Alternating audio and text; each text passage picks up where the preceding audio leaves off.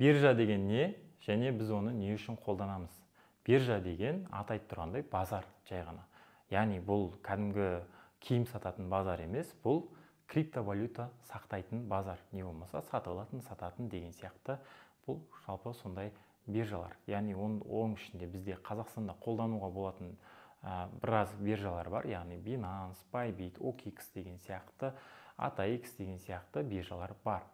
Жалпы бұл биржалар бізге не үшін керек?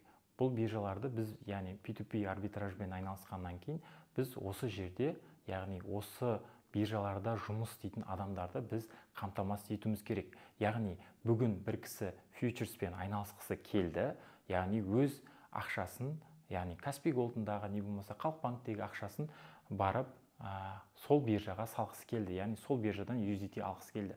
Сол кезде бізге, яғни арбитражниктарға жүгінетін болады. Яғни маған 1000 USDT берші, маған 2000 USDT берші деген сияқты солай жүгінетін болады. Сол кезде біз олардың ақшасын алып қалып USDT беретін боламыз.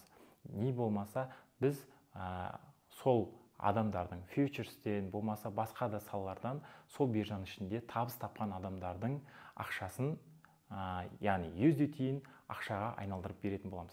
Яғни біз сол биржаларды біз сол жерде айырбастап беру үшін сол биржаларды қолданамыз. Яғни қандай биржа екенін келесі видеода, ол биржаларға қалай тіркелу керек екенін келесі видеоларда көрсетіп кетемін.